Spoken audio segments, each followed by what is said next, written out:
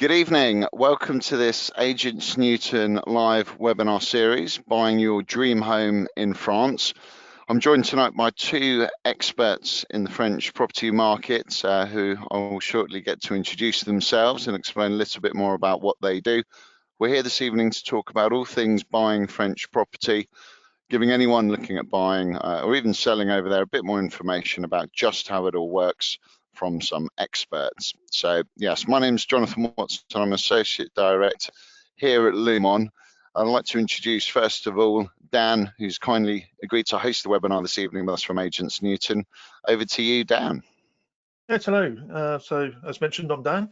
Dan Newton. I've lived in France since 1986, so what's that, 35 years odd. Been selling houses over here for pretty well the same period. And well, now run an agency covering 18 departments of France, mainly English buyers. No, what was mainly English buyers, now 50-50 split English and French. But like I said, 35 years experience in the job. Fantastic, thank you, Dan. And then our resident notaire expert for the evening, Maitre Fabrice Geoffroy. Over to you, please, sir. Hello everybody, thanks. Then let me introduce myself. I'm notary in France, in Charente, then between Poitiers and Angoulême and Limoges and La Rochelle. I'm a lawyer in Ruffec, it's the north of Charente, and since 1999. And I'm a mayor of a village, a big village of 800 people, who is named Courcôme, who is the north of Charente too. And I'm elected to the council, then for Charente, for the north, for all the north of Charente. In Charente, we have 365,000 people. And I'm the first vice president of the Pays Ruffecois.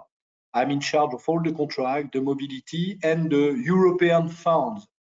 I don't know if you know anymore what is the European funds, but I'm looking about that for all the area of North Charente, of the north of Angoulême.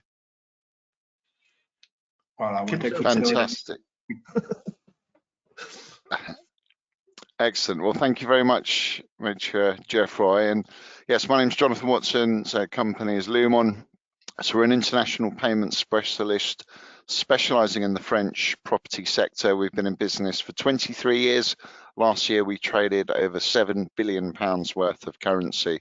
And we've got real expertise in moving money in and out of France, not just for a property transaction, but all future associated living costs. And as I'll explain a little more later on, there's a number of different ways we can help you to manage those interpayments, which give you some real advantages over the banks. So what I'm going to do now is just launch a poll for our viewers this evening. Just really helps us to give a bit more insight into the webinar, try and make this as relevant for you as possible.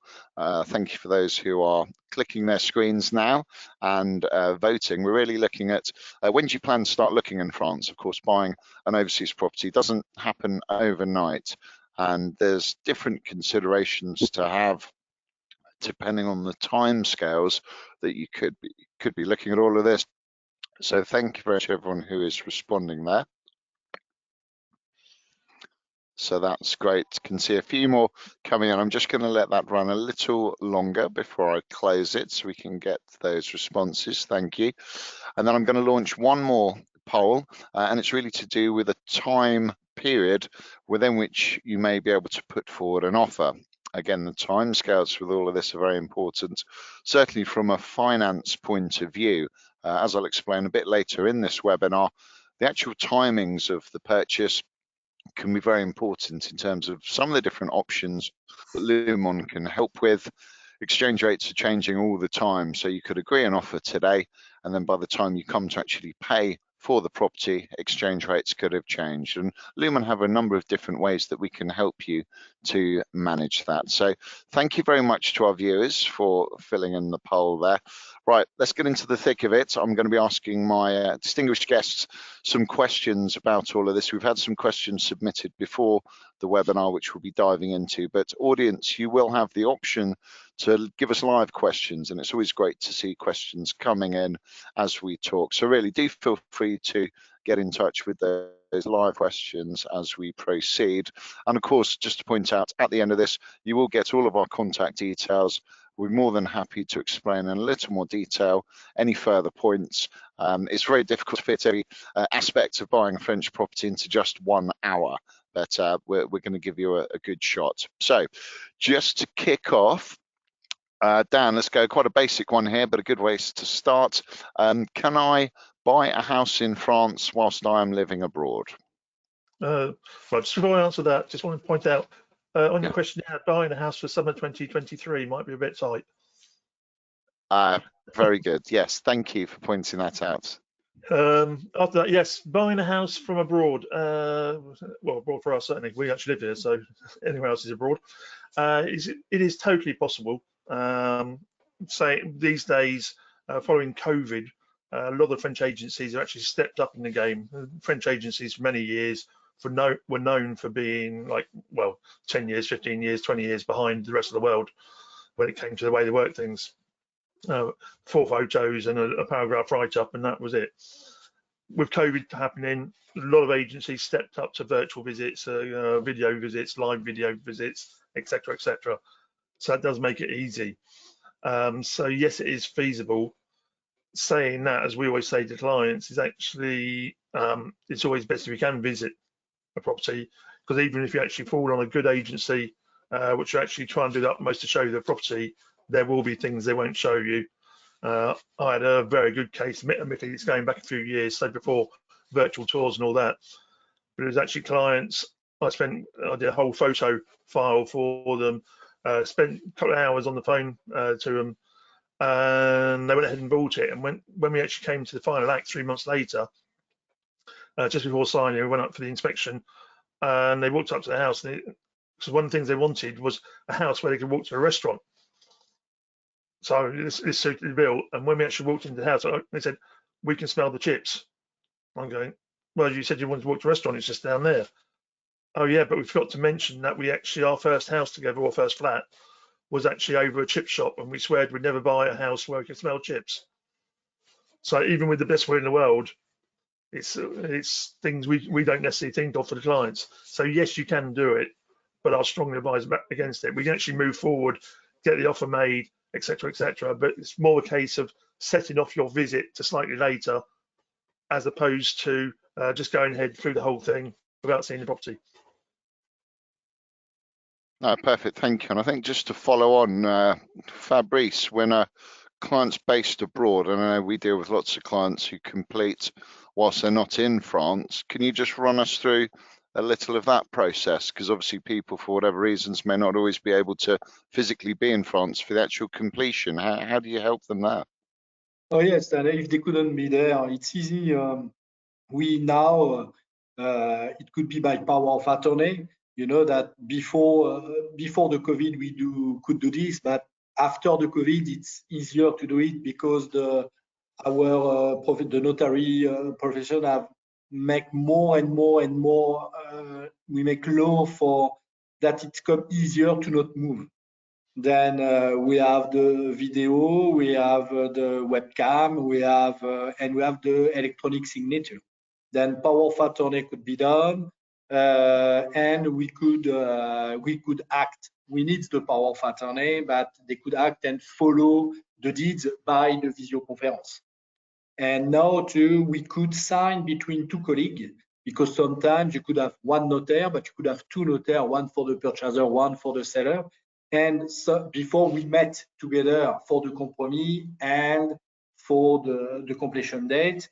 And now it's possible to sign in each office. That it means that when your lawyer is far, you don't need to make a long way for come. It could be done by, then it means that for my Ruffec in Charente, I could sign at 9 a deed in Paris, and at 10 a deed with a colleague of Nice, for example. Perfect. Okay, and there's actually a question we had submitted beforehand, and it does really touch on this, and you mentioned there. So, does the buyer and the seller of a French property both have to have their own notary? I know in the UK, of course, normally you have two solicitors. You can appoint one, but how does that work in France? In France, you know that the notary is impartial. Then when the most important thing for the notary is to make the deeds. And we need to be impartial, and we need to make an equilibrated deeds between the purchaser and the seller. Then you could act with one notaire, or you could act with two notaires. It's completely free, and they are not more charged. It's more not expensive if you use two or just one, because when you have one lawyer, one notary, you have all the notary fees. When it's two notaries, they split it. Then it's not more expensive. Then you could always use your own notaire. But if you want, it's not an obligation. You could use one notaire one time, two notaires another time. There's no, it's the way you feel, and you feel comfortable with your notaire. That's the most important thing, because we have a trust relation. It's important to be in trust, to be in goodwill with your notaire. Because, okay, it's for the purchase, it's for the sale, but notaries is there too for gift, for will, for business, for set up a company. Then they have lots of things that it's not only for it's only for sale and purchase. And notaire is in France an obligation. You have to, when you want to change the name on a property, that it's a gift, that it's a sale, that it's a purchase, that it's a lease, that it's a long-term lease, you have to. Otherwise, your deed, it's not valid, it's invalid. It needs to be in the hand of a notaire. Then one notaire, two notaire, but it needs to be with a notaire. You have to. If I can just add to that, I think on the English perspective of that, it's if you're coming over looking for a house, and okay, in France, as you know, there's agencies like myself and several others where they're actually run by English and geared up to the English market. But there's hundreds of other agencies which are very much French orientated. Obviously, it's been France. So I would say if you're actually coming over and you find your house with a French agency, let's say, and they don't speak good enough English to make you feel comfortable, and they present you to a notary which doesn't speak English, so you don't feel comfortable as well, then that is a very good time to bring in a second notary for yourselves, someone like Fabrice, who actually speaks English and can explain it all to you. And that way you can actually bring a second notary, no extra cost, and it means you're actually feeling safer about moving forward. Yeah, very good point. And obviously, I work with both of you in a professional capacity. You know, Lumen help your clients effectively with international money transfers, and that is certainly worth its weight in gold. Being able to communicate effectively, the language barrier there can obviously, in some respects, be an issue.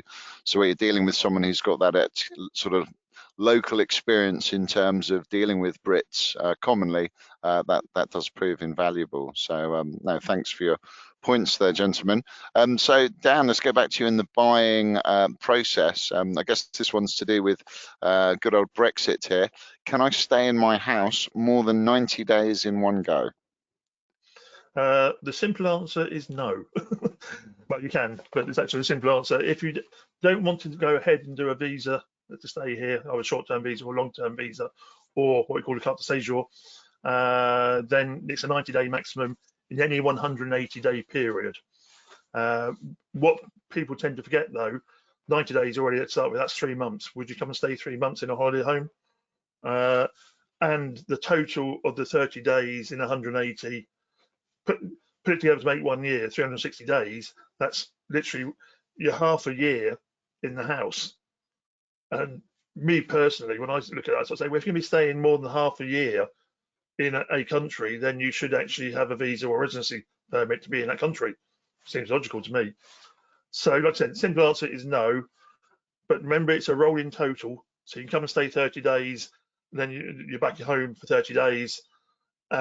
So you then go, so you actually carry on coming back and forth. You have to be careful of that running total in the past 180 days from whatever date you are. So once you understand it, it's quite easy to do. but a lot of people tend to think it is the first half of the year, 90 days, second half of the year, 90 days. That's not true. It's a rolling total, but no, you can't do it more than 90 days. If you do want to come in 90 days, for example, you buy a renovation project and you want to come over for a longer period because you want to get down and get it renovated or whatever, is you can get a short stay visa as well, which is actually a decoration you can do, and you can come over, I'm not sure the exact periods, but let's say 6 months, something like that. So you can come over a 6 months period with that visa. If you want more than that, then you have to step up to the long stay visa or the carte de séjour.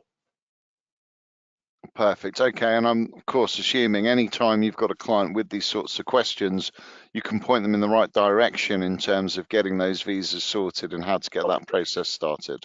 And I know from other clients, and you're right about this 90-day thing, it is on the face of it sometimes a little confusing, but I think you can get like an app and even websites where you can just put in your dates and things, and it calculates it all for you nice and easily, doesn't it? I believe there is an app out there on the phones, yes. Excellent, very helpful. All right, well, just sticking with the buying process, can you just explain a little bit more how long it takes to actually buy property in France? What sort of timelines will people be looking at from sort of start to finish? Fabrice? It's up to you, yeah. Well, roughly, if you already have the money, it could take 3 months, around 3 months between the time that you sign the compromis de vente and the time that you complete it. Because now they have more and more expertise, and they have more and more plans in France and town plannings.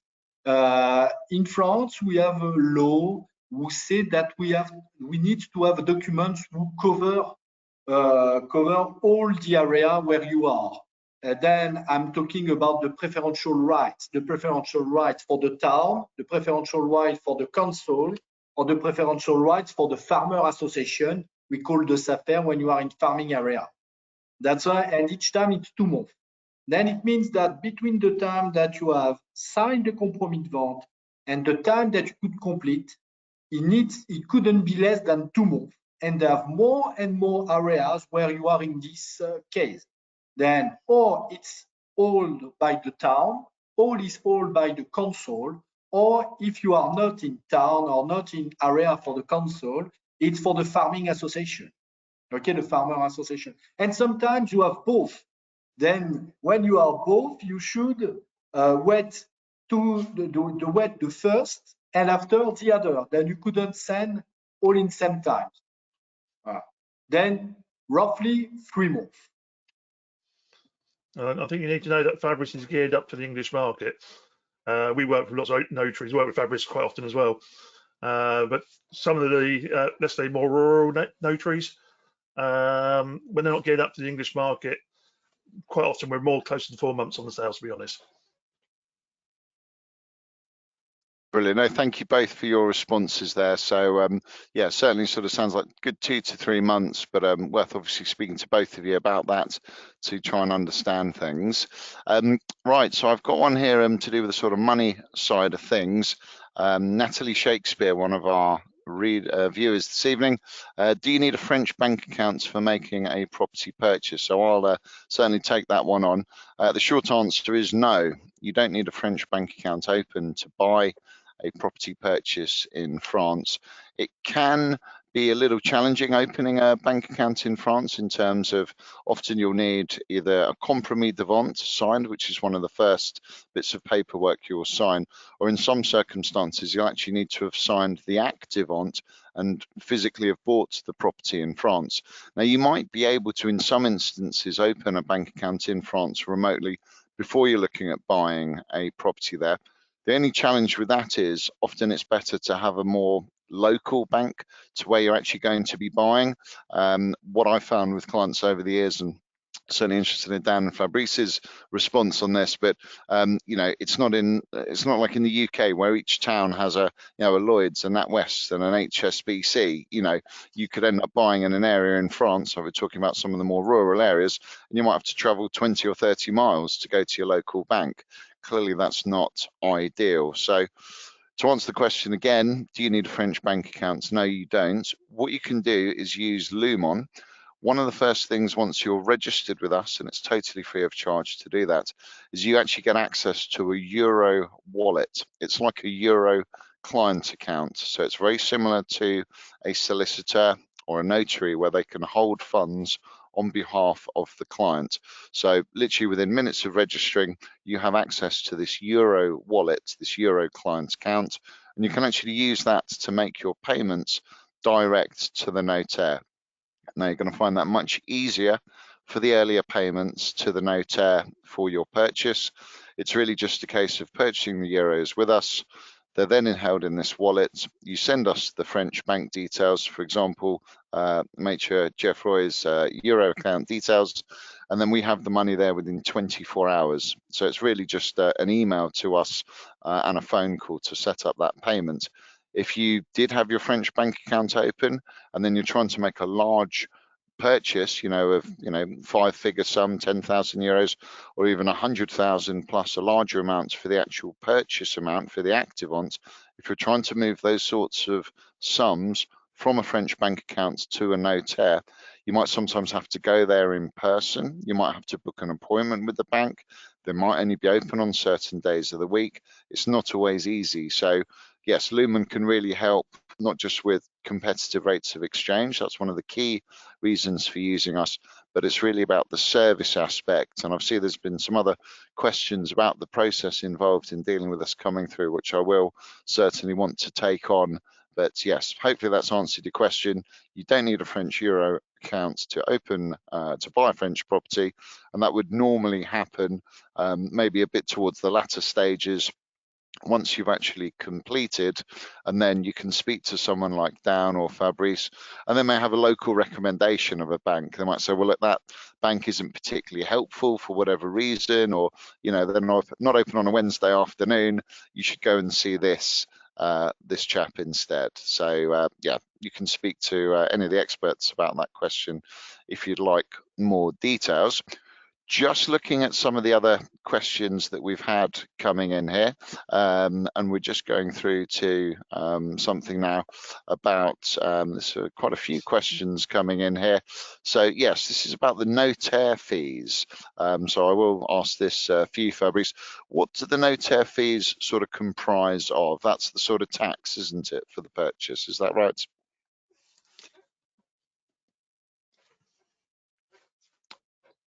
Lost I think Fabrice. you might be on mute there. We can try again. Yes, can we hear you, Fabrice? It's okay. You've come back. Yes, thank you. Notaire fees. Thank you.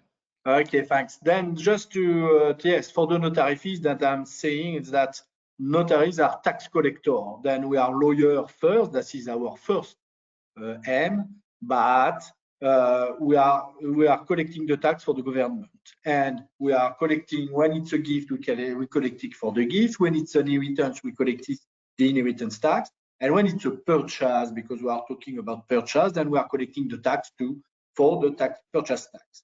Roughly, when you have it's 1% for notaries and the rest is taxes. 4.5 are for the council. For me, I'm living in Charente, that it's for the Charente. When you purchase in Vienne, it's in Vienne.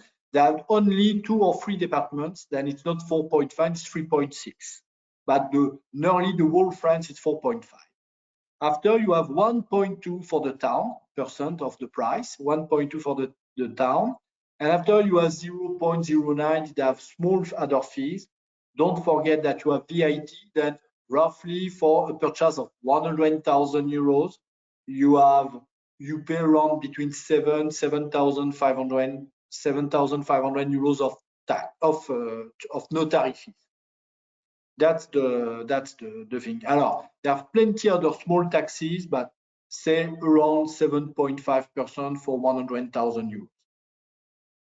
All include with the notary, with the salary of the notary. Okay, perfect. So, I mean, I know when I come across this question from clients, you'll have the list price of the property, and then we're normally adding on around, like say, about 7-8%, and that's That's everything then, isn't it? There's nothing additional to pay. No. And if you use one lawyer, one notary, or two notaries, it's always the same. Huh? That's a question often that I have. That's the first thing. And the other thing is that it's fixed by the French government. It means that you couldn't change. It means that if you use a notaire in Paris, a notaire in Charente, or a notaire in Marseille, you could have a slight difference, but very small difference. And otherwise, it's always around this between 7 and 8%, because sometimes you have tax that it's not a percentage, it's a fixed tax. Then sometimes that you purchase something at 1 million and something at 10,000, you have the same tax because it's a fixed tax. And after you have the biggest tax, which is a percentage. Brilliant. Okay, thank you very much. So Dan, let's go over to you. Just quite a direct one here. It's about what is DPE and how does that relate to listing a French property? Can you explain a bit more there, please? Yeah, well, basically the excuse me, the DPE is the French energy efficiency test for houses. Under French law for since 2016 now, from memory, we have the obligation to show the DPE on any advertising we do for houses. Okay, immediately after that, that can be argued on Facebook adverts because Facebook's not set up for it, and one or two other things like that. But officially speaking, we should be putting the DPE on any advertising we do to actually show the clients. Obviously, these days, everyone's more and more energy conscious, and so people need to know what the reading is for the house. Unfortunately, as I often say, there are a few agents out there, unfortunately, who don't put DPE on the actual property. The way I look at it, it's a bit like, would you buy a car in a garage if they can give you an MOT certificate? It's the same thing. It's illegal. If they haven't got a DPE, don't buy with them. So there's that. But also having the DPE, you have to be very careful as well, because just very recently they brought in new law, I think from memory it's the 1st of July, where there's actually, if the rating is F or G, then the actual property needs a secondary audit on it. And so you get a real idea of a complete thermal study of the property, what you need to do to bring it up in level, etc., etc. What a lot of people don't take into account, though, is actually if you have a very low rating in the very near future, you won't be able to rent it out long term, and you'll need to be doing some work to it if you wish to sell it as well. Hopefully, that's what they're aiming to, certainly. So if you're on the F and G rating, that's going to go up to the E rating in 2025, I think it is. So you have to pay attention to it. I don't want to actually blow everyone's mind with it here on the seminar, but basically do think about it. Make sure you've got DPE when you're seeing it, and talk to the agent about the different laws and how it affects it. If you're above a C or D, don't worry about it. It means you're good. Just move forward. But if you're below the E rating, then talk to the actual agent or notary about the actual property details and what you might have to do. Perfect. Okay, Dan, well, I hope that answers the question there, and obviously speak to Dan more about the DP. Sounds like it's a very important thing to get resolved and be conscious of.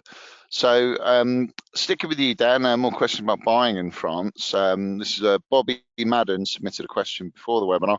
I've been interested in French property for some time and would like to know where I can find cheap property and get good rent. So looking to rent out the property, I assume. We don't know if that's seasonal or long term, unfortunately, because that could change the answer. Basically, that's an awkward one to answer in the sense of the actual rent is based on the actual local prices. So the cheaper areas to buy the houses, the cheaper the rent will be. So I can tell you where the cheap houses are. I can't actually think of any way you can get a cheap house and a decent rent, though. He's trying to have his cake and eat it. But no, where are some of the better rental areas that you'd be perhaps advising of at the moment? Well, if it's long-term rental, as opposed to cheap rental, let's say, me personally, I'll be looking into student rentals in the bigger towns. Check out the university towns. The thing about the actual French rental laws, they are very strict and very protective of the tenants. And if you have a problem with the tenant, you can be in deep, you know what. Thing about doing student rental or furnished rental is it's a lot. If you do have a problem with the tenant, you can get them out a lot easier, and there's also good turnover on it. So I would suggest if you want to do like normal investment rental, look into student accommodation. in the actual, not necessarily the bigger towns, but the smaller university towns. The bigger the towns, a lot of investors already come in and taken care of it, or the prices have got so expensive that it's actually not very interesting. But in some of the smaller university towns, there's still some good buys to have, and it's then very interesting to rent out. If you're thinking about gîte rental, as in summer rentals, I wouldn't say there's any particular area which isn't bad. Obviously, there's the coast, that's the same the world over. Once you come away from the coast, it's more a case of thinking what is around the property you want to buy. Is there things for the guests to come and see, to go and do? Is there, I know, cycling tracks? Is there canoeing? Are there historical monuments around there? Is there a leisure park somewhere? That sort of thing. So it's not really a geographical area as such. It's thinking more what is around that property. Brilliant. Okay, that's great. And I mean, Fabrice, is there anything you'd add there if you're buying a property to rent it out? Is there any extra considerations for when you purchase through the notaire? Is there anything, does that change anything? No, because it's always the same thing. It's for rent. We talk about the deep. We have two things that I want to add. Is that for the rent market, it's for the long term. Don't forget that first, it's public order. It's the law of 1989. I know that in England it's less hard, it's less strict. Huh? In France, it needs to be for 3 years. You couldn't take it. You couldn't have your property. If you start to rent, it's hard to have back this property. It's the same thing for fields. If you have properties and if you have fields, it's the same thing when you are farming. The farming law is the same thing. It's public order. It's for 9 years, and you could only take it for farm, not for something else. If it's a property, it's a flat or house, it's for 3 years. You couldn't rent less than 3 years if it's a long term. And after, if you want to have it at the end of the 3 years, you need or for sale or for live yourself. But if you want to stop it, because you need to have a good reason for have back to you and to enjoy it, then that's why it's very important that to think about that first. Then if you want to make an investment, don't forget that it's not for 6 months or after it's a seasonal rent. Seasonal rent is not the same thing like a long term, but if you want to do it as a long term, you are under a law, and the law is public order. It means that you couldn't say, oh, I rent it for 2 years. No, it's 3 years. Okay, and it's non-writing. If you say, I rent it for 2 years for a house and it's your main house, it's not good. It's for 3 years. And you could have signed the contract. Then no lawyer in France will do for you at 2 years. It's only 3 years, and always it's renewal. Then take care about that.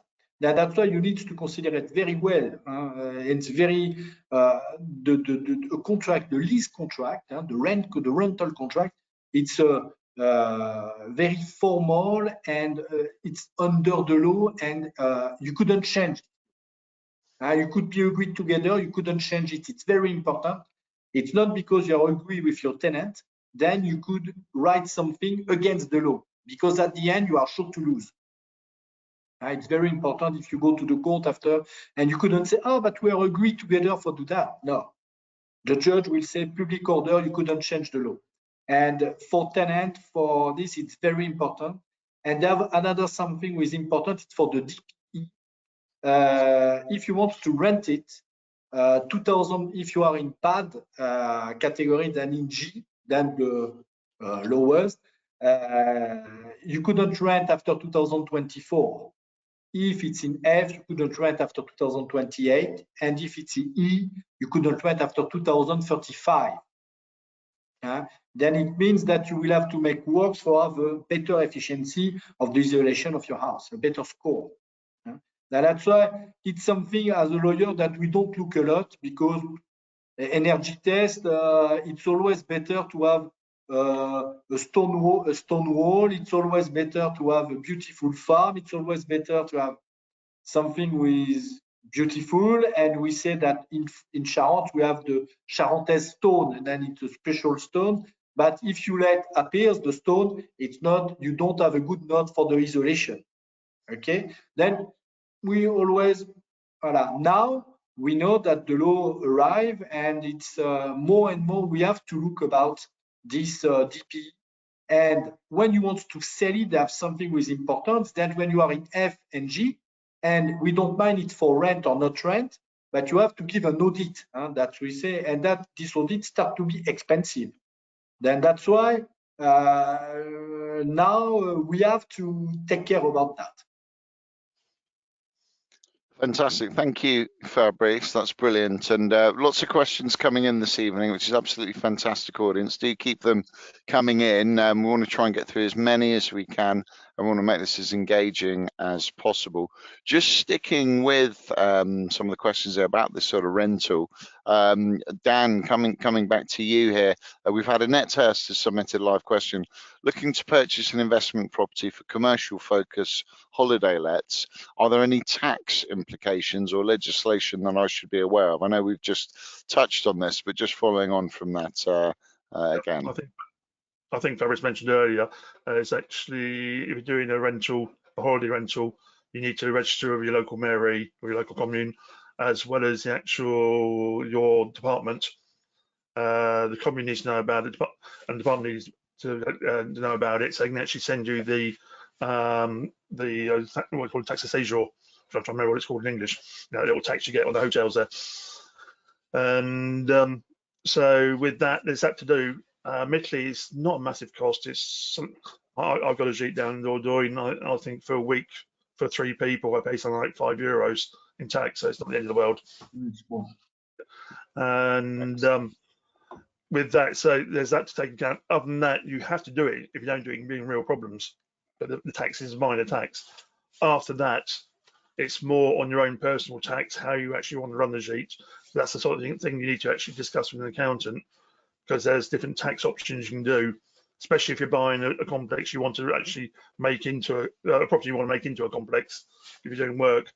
So it's best to talk to an accountant and set up that your structure properly initially, and then that way you can get best tax relief going for doing it. If you're going in just to buy an ongoing gîte complex, then obviously the tax de séjour is still there, but obviously it's not quite as important to talk to the accountant because the structure is there, so you won't be offsetting costs, you'll just be running it. Brilliant. Okay, that's fantastic, Dan. Thank you very much. So I've had a question coming in that I'll take regarding currency exchange. Quite a common one I get when I first speak to clients. What are the advantages of using a currency broker versus the bank? So key reason for using a currency company, Lumon, ourselves, so we've been in business 23 years doing this, is exchange rates. Just like if you're buying travel money, you want to sort of seek out the best rate and make sure your money can go as far as possible. And we can actually demonstrate savings against the banks in terms of the rates that we're able to offer. It's all really to do with volume. I mentioned earlier, last year Lumon traded £7 billion worth of currency last year. So foreign exchange is, to a large extent volume driven.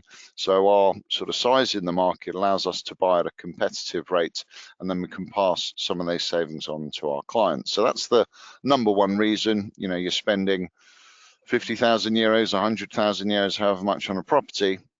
1 or 2 cents difference on those amounts is hundreds, if not thousands of euros difference. And then if you add that up to the lifetime of the property for living costs, unexpected expenses, you might need to fix a roof, anything you might need to be spending money on. If you're moving money back and forth, of course, you want to get a competitive deal and a good rate. So that's the main reason. However, there's a lot more that Lumen can actually offer versus your sort of typical banking operation. I touched before on this wallet that you can get set up once you're registered. It's free of charge with the registration. Essentially, this wallet allows you to not only pay notaires like Fabrice very easily for your deposit and final payments, so it saves you all that hassle of having to mess around with the French banks in terms of setting up payments, but it also gives you a lot more control over the timing of the purchase. Now, this is really important, and I did touch on it at the beginning of the webinar where we talked about the timing aspect. You could agree to buy a property in France today. You might have done all of your sums at today's exchange rates. However, you're not actually going to be handing over any money to Fabrice for maybe 3 months. Now, We don't know what exchange rates are going to do tomorrow, let alone in 3 months' time. Sometimes across a few months we can see many cents movement, and as I say, every cent higher and lower is going to be changing the value of the purchase. So this wallet option that we can offer would allow you to actually purchase your euros when the rate is good, or if perhaps you were concerned that rates might move against you. Pound euros very recently have been trading not too far off the top of the market for the last year. We're about 2.5, 3 cents off some of those higher points. The pound has taken a bit of a dip lately, but as I say, it is still quite high compared to the lows that we'd seen over the last year. So if you agree to purchase today, you might find some real peace of mind and certainty from knowing your costs in advance. You could lock in a rate, not just on your deposit, but you may want to buy a larger amount.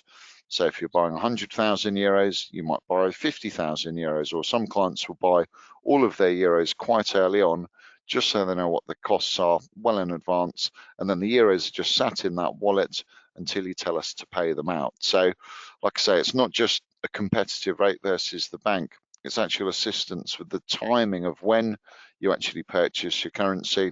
And our specialists here will be able to give you a full overview of the currency markets.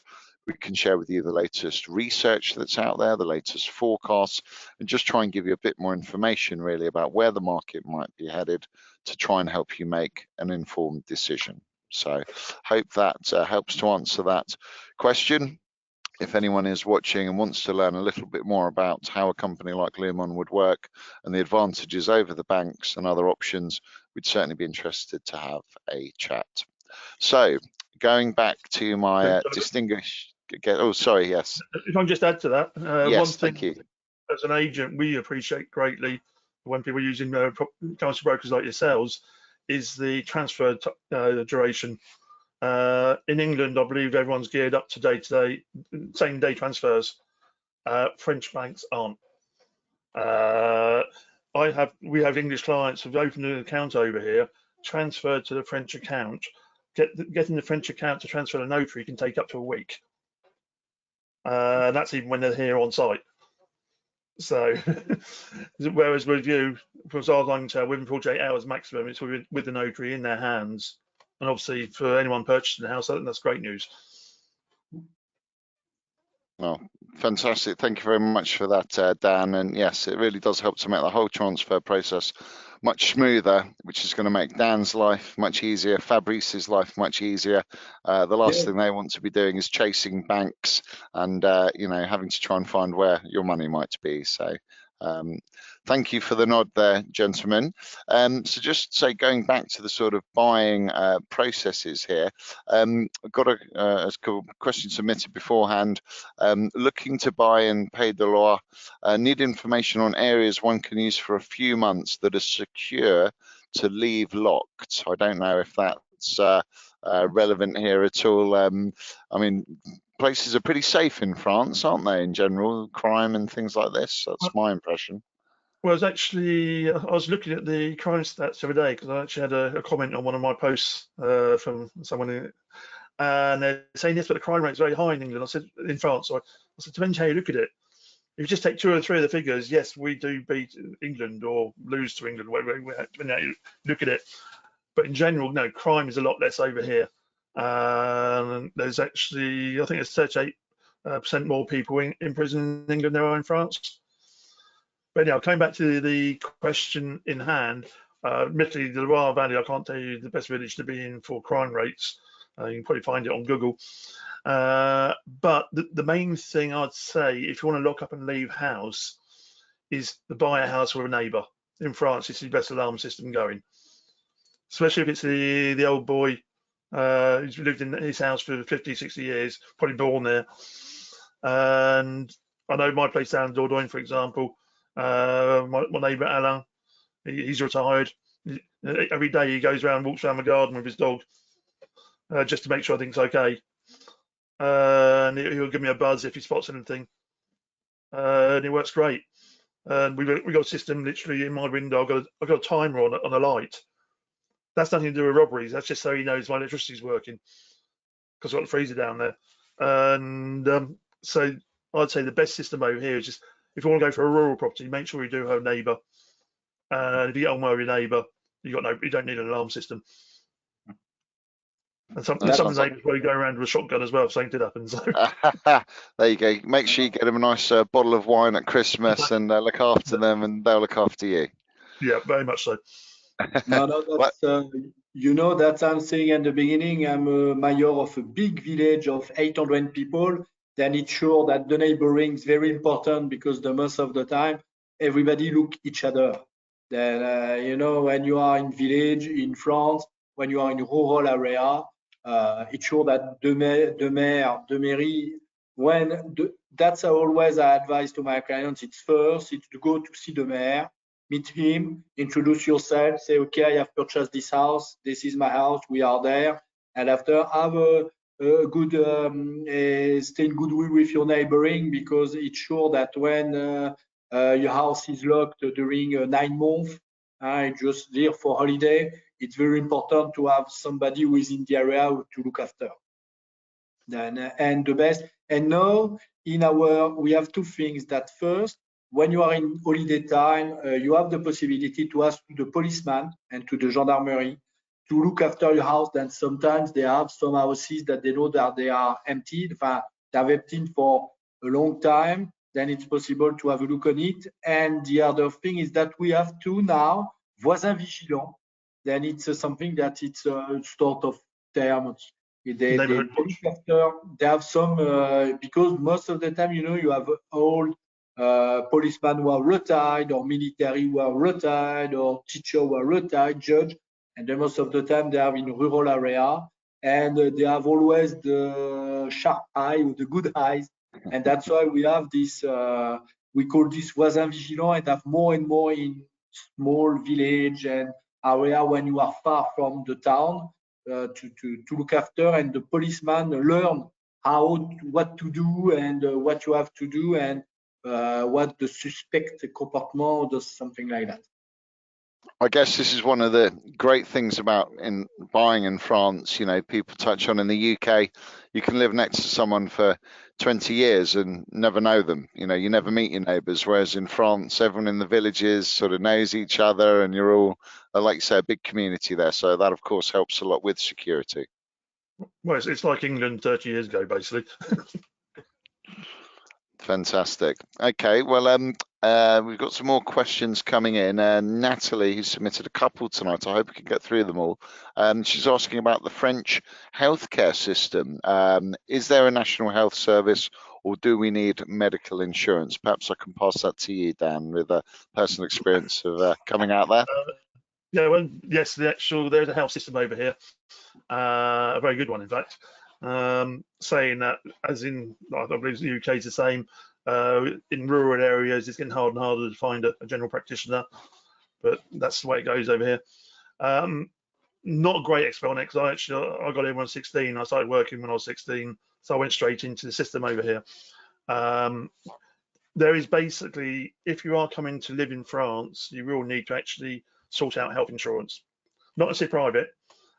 If you come into work in France under a boss, let's say, in that case, you'll get in your contract, you will get health insurance in there. That's part of the French way. If you're coming over to open up a company, that company could be, for example, renting sheets, or be a carpenter or potter or whatever. You do a business study, subject it to the state, and if they think you're good enough to actually earn a living, they'll also give you health coverage, because you'll be paying social charges. If you're coming over just to live here and not actually work as such, then you'll need private health insurance. But whichever one you go, if you get the work over here as well, the national health insurance only covers you up to about 70%. So what a lot of people get is what we call a mutuelle, a top-up insurance. And so you can get a top-up insurance just to bring you up to 100% cover.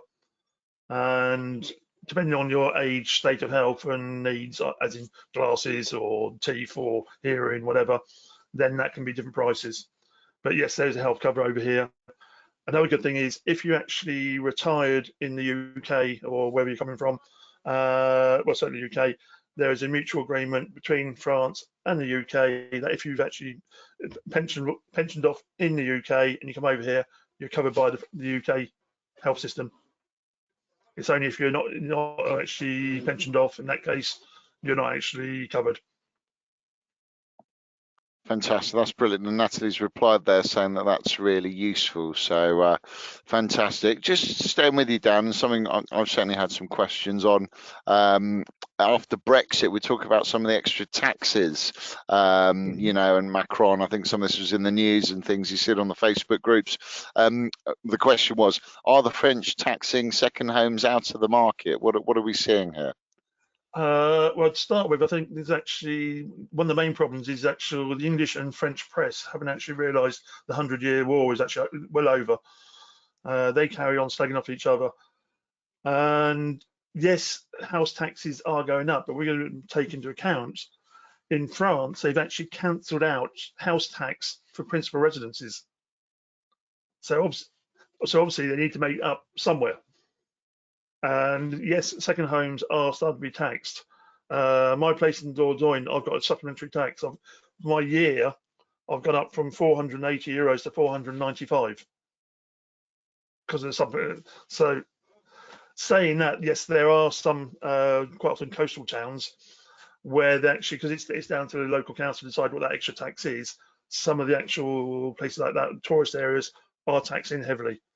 I wouldn't say taxing out the market, but you might have been, let's say, a coastal town, because, well, to start with, in your taxes, you're actually covering your services, as in mains drainage, street lights, etc., etc.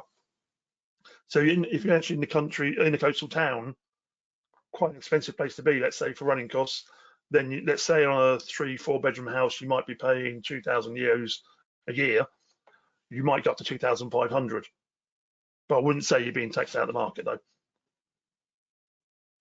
Brilliant, thank you. Yes, as always for these things, the press can get hold of certain aspects, can't they, and inflate it. And that's why it's always important to talk to fellow experts like ourselves about some of these points. So thanks for that, Dan.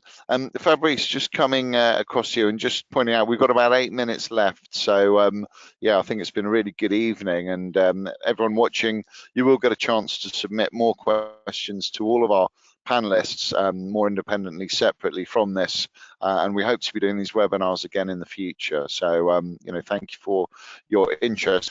So Fabrice, just coming to you, to do here, I guess, with inheritance tax, potentially family estates, is there anything special I need to do when I buy or sell a French property in terms of inheritance tax and family estates planning? Alors, each time that somebody purchases a house in France, Brits, we always talk a little, we always take some time for talk about inheritance, that they have to know where they are going, because it's very important to know if they are married, if they are not married, if they are pax, if they are not pax, if they have children from previous relation, if they have children together, if it's in their provision to get married, where they are, and it's sure that each case is different, because sometimes you want to have a equal share between the children, sometimes you don't want that one inherit, sometimes you don't want that your wife inherits, sometimes you have plenty. Then each time we have to talk. What I could say to you is that in France, the inheritance tax between wife and husband, it's completely free. They have no inheritance tax. When you have a partnership contract, they have no inheritance tax too. When you are only partner, if you want to give something to your partner, it's 60% of inheritance tax. That it's very important to know that it means that you have a house of 100,000 euros, you will it in England, and you say, my French house will have to go to my partner that I live with her from 50 years, she will have to pay 60% of inheritance tax in the delay of 6 months. And if she die in foreign country, it means that if she don't die in France, could die in England, it's not 6 months, it's 1 year. Okay, that's something important. And the other thing is that each child could receive 100,000 euros. But you have to take care about something. It needs to be your child. If you have a son-in-law or daughter-in-law, it's not working. It's only your child or your children. It's 100,000 euros. And on top, you pay 5, 10, 15, but it's very quick at the rate at 20%. Then take care about that. 0 to 100,000 euros, no inheritance tax when it's your child. On top, it's very quick at the rate at 20%. It's always the same thing, to be paid in the delay of 6 months. And 6 months is fast. Then if you want to sell the house or if you want to make all the papers and everything, 6 months is very fast. After, it's always possible to organize, to negotiate with the taxman, but don't just think that between wife and husband, no inheritance tax, partnership contract, no inheritance tax, partner, 60% of inheritance tax, child, 0 to 100, no inheritance tax, and very quick at the rate at 20. When it's your brother and your sister, 15,000 euros without paying inheritance tax, and after it, 35 and 45. Then don't forget that too when you have and it's always the same thing, you know, that you have the possibility to purchase with a total clause, you have the possibility to purchase with a universal community, you have the possibility to purchase with a will, an authentic will, an English will, a French will, to be under the English law or not. Then they have plenty of things to do, but it's hard only to give you one ideal situation. We have, each family is different, each case is different, and each time you have to study it differently. Fantastic. Thank you, Fabrice. So time is running down. I've had one question in which I'm going to take on quickly before I try and squeeze a couple more in. It's basically, how do I know my money is safe with Lumon? So obviously, very important question. So Lumon is an authorized e-money institution by the Financial Conduct Authority in the UK. What that means in practice is any money you send us, I talked before about the wallets, any money in the wallet is separate and segregated from our normal business funds. Now, what that means is, in the highly unlikely event there was some sort of financial difficulties with our business, your money is always kept separate and it would be returned to you. So any money that we're holding that is essentially your money, euros you've purchased or pounds you've sent us waiting to buy euros, it is separate from our normal business funds in a special account. And if anything happened to our business, that money would always go back to you. No one else could lay claim on it. So just an important point to make there. We also have a number of security checks we go through. I mean, Fabrice will know, and so will Dan. We're very familiar with these partners and their bank accounts and the systems. We have special signed paperwork that we provide through to Fabrice, for example, so that when you're transferring back and forth through Lumon, you'll only be using special accounts that have been authorized by not only, say, Dan, but also Fabrice, the notaire, so you can make sure your money is always being moved between bank accounts that have been double checked and confirmed. So just to pick up on that, conscious of time here, gentlemen, really enjoying tonight. We're getting some great questions. Dan, try and squeeze this one in. Do you need visas in place before making a permanent move? That's an awkward one. Quickly, yes and no. It's a weird one. I can't remember the exact dates off the top of my head, but basically you need to actually have the visa process started before you move. But you complete it when you're over. But you can't do it once you get here, and you can't do it all in England. So literally you have to make the application. I think it's within 3 weeks of moving from memory. And they'll actually book you up an appointment to see it. So then you have to be over in France to go to that appointment. So you need to start the ball rolling before you leave, but you need to finish it in France. Perfect. Yeah, that's something I've certainly heard is, you know, don't leave it until you're physically in France to then start looking at the visa aspect. Do start that process while you're still in the UK. I think that's the advice there. Is that right? Definitely, yeah. Great. Okay. Bit of a strange one here, but what are current average energy bills like? Over to either of you living over there. I live in the UK, so mine are different, but what are average energy bills like in France? Fabrice? Alors, yes, it's sure that the bill increase concerning the electricity, and I could talk about a mayor because it's always the same thing. They have the individual things that your bill increase. So it's sure that it was gas, electricity, or what you want, it increase. Voilà, I think that it's general. It's in the world like that. I don't know a country where it's going down, or let me know. One thing though, the actual household electricity bills and costs are capped in France, though. So yes, they have gone up, but nowhere near as much as the UK. Fantastic, that's brilliant. Well, gentlemen, we've come to the end of the evening, but I think it's been really, really good. I'm very sorry for anyone who submitted a question we weren't able to respond to, but you will have all of our contact details after this, and we'll be delighted to hear from you and share more. As I say, we do plan on doing these webinars in the future. I always really enjoy them. I think they're really useful to give a snapshot of some of the more questions around what can be a bit of a mysterious and difficult thing to understand, but to speak to experts and get answers to those questions, the feedback we get is it is very useful. So just going to say goodbye to each of my guests in turn. Fabrice, over to you, please. No, just say welcome in France. We have plenty houses to sell. I think that Dan could say that. It's a lovely country with good, beautiful wine, and you see the cheese and everything, the goat cheese, and we have the sun, and we know that we are French, but we should be the most of the time sympathetic. Then come and test, don't forget, and change your money then, because you have pounds and us we have euros, and it's sure that I prefer use the broker because it's secure, it's safe, and it's fast. So it's my accountant who said that.